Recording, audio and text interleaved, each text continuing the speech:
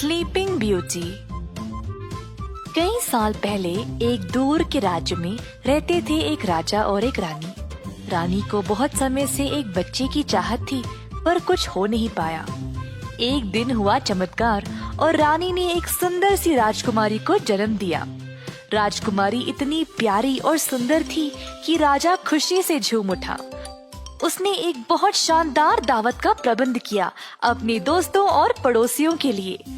राज्य के 7 परियां भी इस अवसर पर बुलाए गए थे, छोटी राजकुमारी को आशीर्वाद देने के लिए। जल्द परियां राजकुमारी के पास इकट्ठा हो गए और एक एक करके सब उसको उपहार देने लगे। पहली परी ने राजकुमारी को सुंदरता का वरदान दिया। दूसरी ने उसको एक दयालु और उदार स्वभाव का वरदान दिया। तीसरे ने उसको गौरव का वरदान दिया। चौथी परी ने कहा कि राजकुमारी पंख की तरह हल्के रूप में नाच पाएगी। पांचवी परी ने कहा कि वह बुलबुल जैसी मीठा गाएगी। छठी परी ने कहा कि वह हर कोई संगीत वाद्य यंत्रों को बजा पाएगी। सारे मेहमान जश्न का आनंद ले ही रहे थे जब अचानक से दरवाजा जोर से खुला और एक बूढ़ी परी काले कपड़े पहने हुए अंदर आई।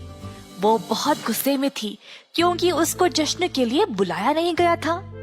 ऊंची आवाज में उसने कहा, राजकुमारी जब 15 वर्ष की हो जाएगी तब वो खुद को धूरी पर चुभेगी और मर गिर पड़ेगी। तुरंत मुड़कर बूढ़ी परी वहाँ से चली गई। सारे मेहमान आश्चर्यचकित रह गए और रानी रोते हुए टूट पड़ी। पर 7वीं परी, जो अभी तक राजकुमारी को वरदान नहीं दिया था, आगे आई। धीरे से उसने कहा, अब राजकुमारी मर तो नहीं जाएगी, पर वह एक गहरी नींद में चली जाएगी जो 100 साल तक रहेगा। जैसे समय गुजरता गया, एक एक करके परियों के वरदान सच होने लगे।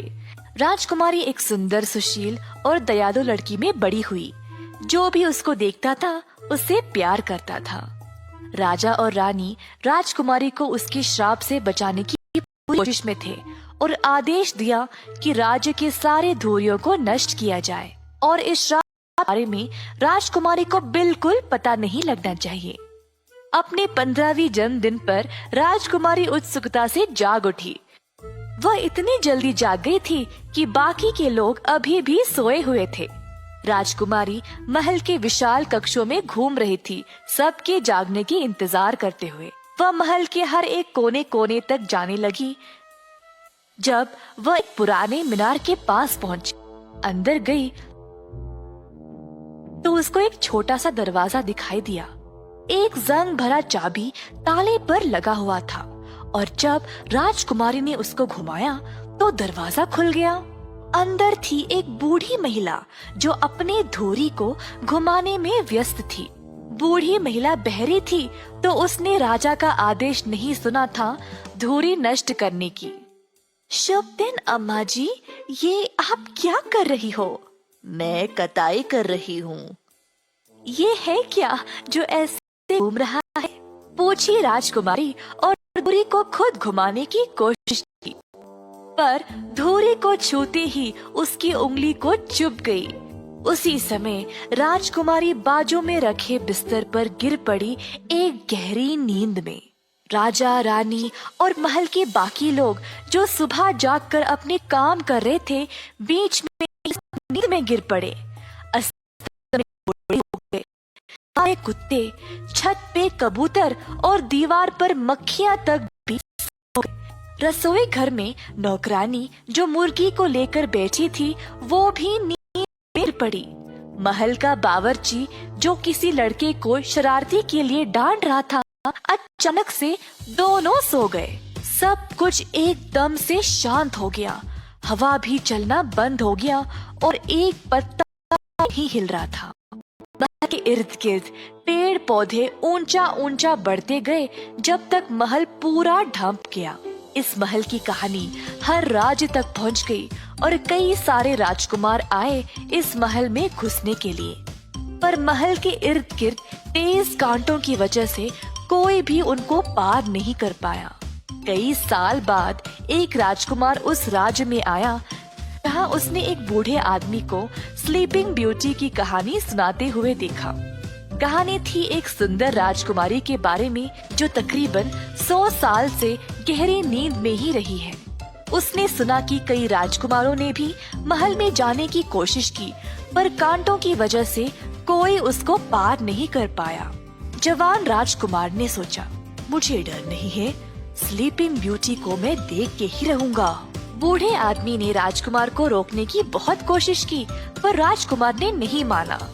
वर्तमान में अब 100 साल खत्म होने को ही आए थे। जब राजकुमार महल पहुंचा तो द्वार बड़े बड़े गुलाबों से ढका हुआ था। जब राजकुमार पास गया तो पेड़ पौधे अपने आप राजकुमार के रास्ते से हट गए, उसको बिना हानि पहुंचाए। अंदर जाने के बाद बाग में उसने देखा कि घोड़े और कुत्ते सोए हुए थे। छत पे कबूतर भी। महल के अंदर दीवार पर मक्खियाँ अभी भी सोए हुए थे और महल के नौकर भी। सिंहासन के पास राजा और रानी सोए हुए थे। रसोई घर में बावर्ची, नौकरानी, वो छोटा लड़का, सब वैसे ही सोए हुए थे जैसे पहले गिर पड़े थे। अंत में वह उस पुराने मीनार पर पहुंचा। अंदर गया तो उसने सुंदर राजकुमारी को सोते हुए देखा। इतनी खूबसूरत राजकुमारी को देखते ही वह अपनी नजर उससे हटा नहीं पाया। नीचे झुककर राजकुमार ने स्लीपिंग ब्यूटी को चूमा। ऐसा करते ही राजकुमारी जाग उठी और मुस्कुराई। इतनी देर क्यों कर दी? कई सालों से मैं तुम्हारा इंतजार कर रही थी। राजकुमारी के जागते ही महल के सारे लोग और जीव भी जाग उठे। सब कुछ पहले जैसा हो गया। राजकुमारी और राजकुमार ने शादी की और एक बहुत बड़े जश्न का प्रबंध किया। सारे राज्य को इस जश्न पर बुलाया गया। अंत में वीर राजकुमार और सुंदर राजकुमारी ने सुखी से अपना जीवन बिताया। इस कहानी से हमें ये सीख मिलती है कि अंत में हमेशा अच्छाई की ही जीत होती है।